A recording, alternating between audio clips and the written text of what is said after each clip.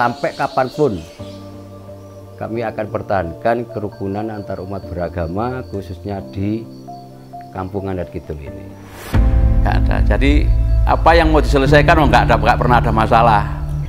Jadi kita yang mau ke merah silakan merah, yang hijau ya kak hijau, silahkan sudah.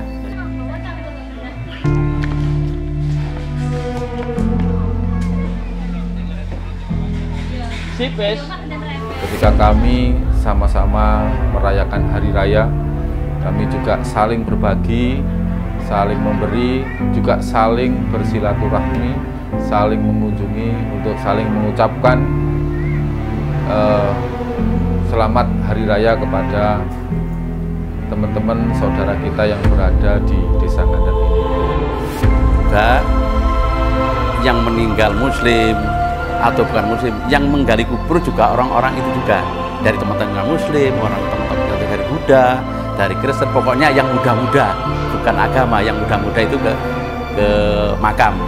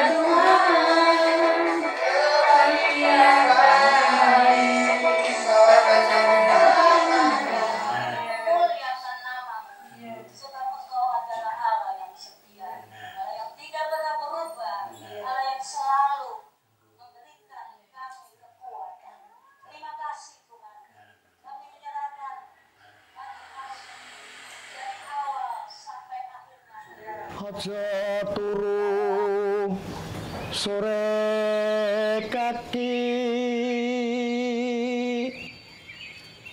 ana dewa nganglang jagat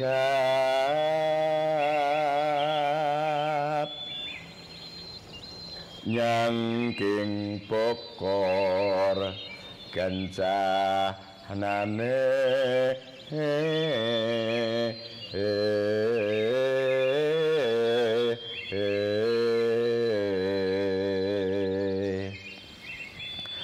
ya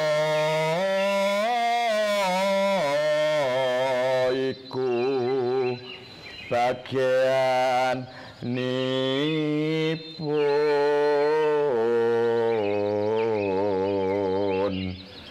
wong melek sabar narimo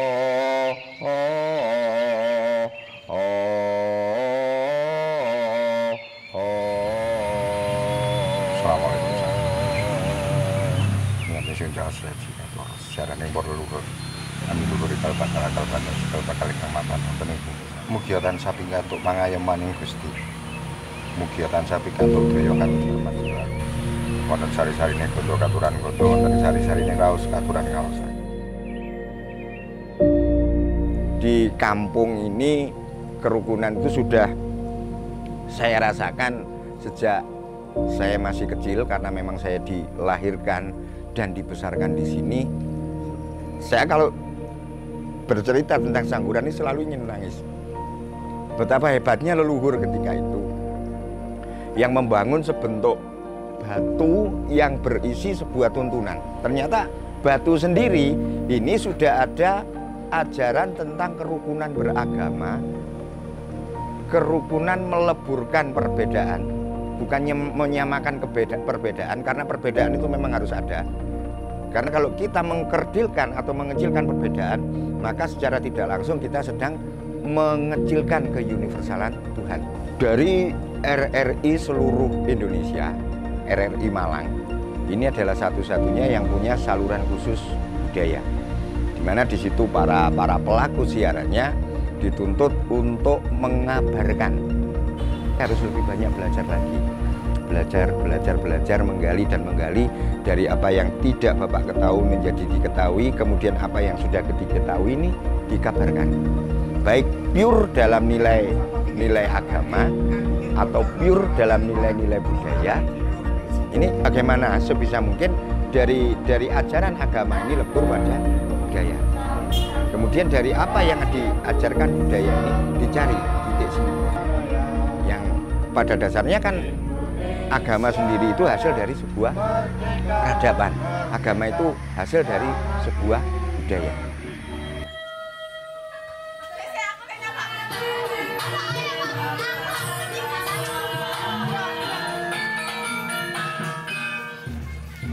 Jadi Sangguran ini menambah warna aja, kemudian menjadi bukti bahwa kami yang di sini ini bisa lebur. Kami di sini ini bisa menjadi satu. Jadi lebih pada wadah kecil aja, sebuah penaung kecil Sanggar Sangguran ini, yang mungkin nanti harapan dari semua yang ada di Sanggar Sangguran ini, dari sesuatu yang kecil ini menjadi efek yang lebih besar, terkhusus untuk budaya dan kerukunan itu sendiri.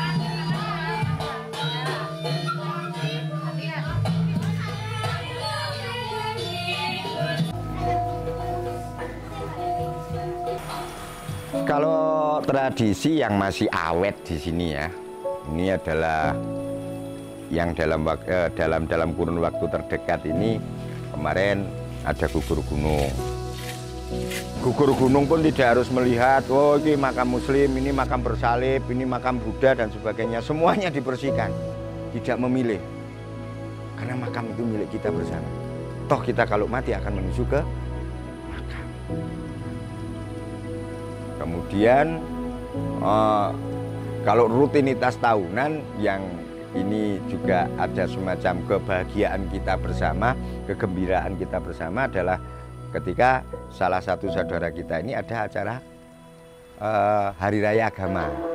Ini semacam kita itu semuanya berpesta. Jadi riyoyomu ya riyoyoku, hari rayamu ya hari rayaku, kegembiraan kamu dan adalah kegembiraan kami. Demikian juga dengan bulan Ramadan. Ada buka puasa bersama yang tidak dilakukan oleh Muslim, tetapi penyedianya adalah saudara kita Nasrani. Bagaimana mereka bersatu? Dan itu yang hadir bukan hanya yang puasa. Ini bukan aja keluarga Buksum Nasrani yang masak, tapi saudara-saudara kita yang dari Buddhis, saudara-saudara kita yang mungkin dari Hindu, yang walaupun komunitasnya kecil. Contoh kasus di salah satu rumahnya Mas Bom ini pelangi agamanya begitu terasa.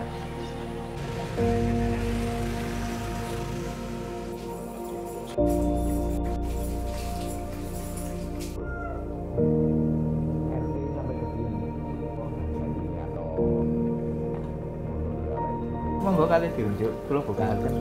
Oh, desane. Matur nuwun. Manjane iki mau yo ngenteni aku. Karo kaya ana bersih desa terus tirakatan barang iki kan kaya gregete sing bakalan iki kan kurang. Didelok iki kok sing tuwek-tuwek tok ya iku ae sing regem.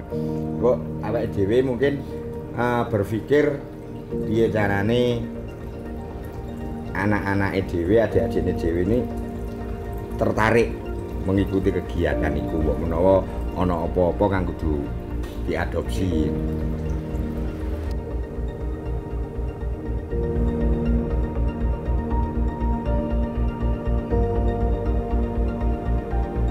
Karena menurut kami agama ini hanya jalan. Karena Tuhan ada di antara kami, bukan agama yang ada di antara kami. Jadi kita bawa dengan hati. Sehingga kita berperilaku pun dengan kehati-hatian. Ini kalau di lingkungan contoh Mas Mungko.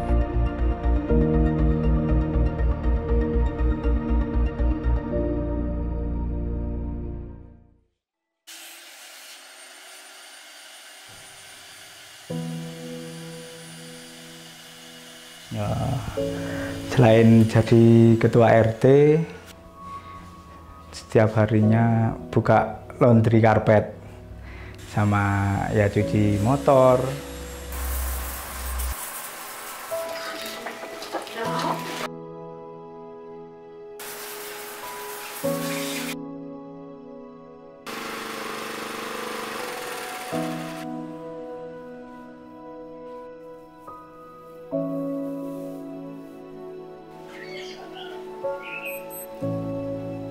Orang nganter apa ya itu yang dikerjakan, jadi fokusnya nggak satu benda saja, jadi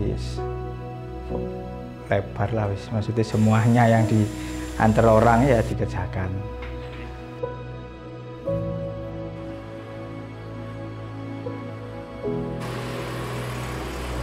Saya mulai kecil itu Nasrani sampai umur 23 atau 4 ya, pindah ke Muslim. Memang ya gak semudah membalikkan telapak tangan, maksudnya berapa tahun sudah perang batin antara hijrah atau tetap di agama itu. Akhirnya bapak sama ibu setuju, dari situ terus sampai sekarang sudah Muslim.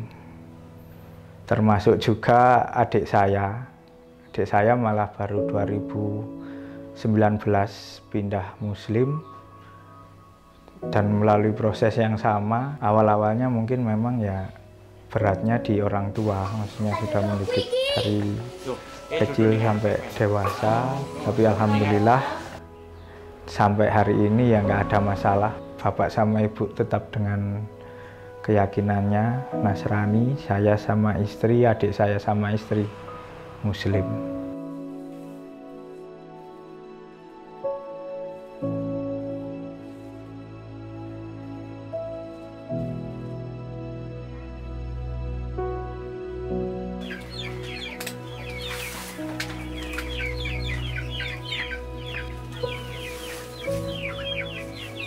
Saya asli Ngandat Mojorejo ini, mulai kecil ya lahir di Ngandat ini.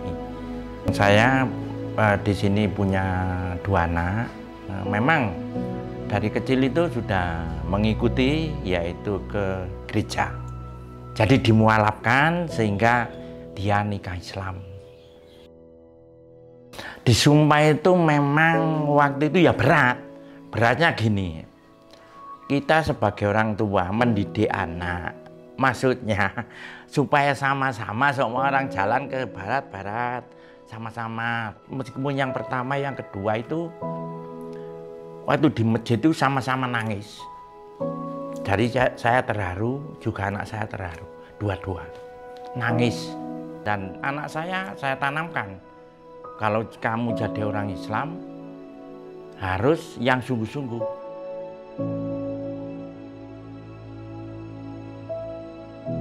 Saya dulu pernah ya juga Islam, kecil saya itu Islam. Tahun 70 itu saya jadi orang Kristen, yaitu Nasrani itu. Salah satu bentuk toleransinya yaitu, kan akhir-akhir ini gak bisa ibadah di gereja langsung, karena usia sudah tua, jadi nggak berani ke gereja. Akhirnya ada ibadah online, tapi ya tetap saya yang menyiapkan untuk sarananya seperti laptop, jadi nggak ikut ibadah langsung di gereja.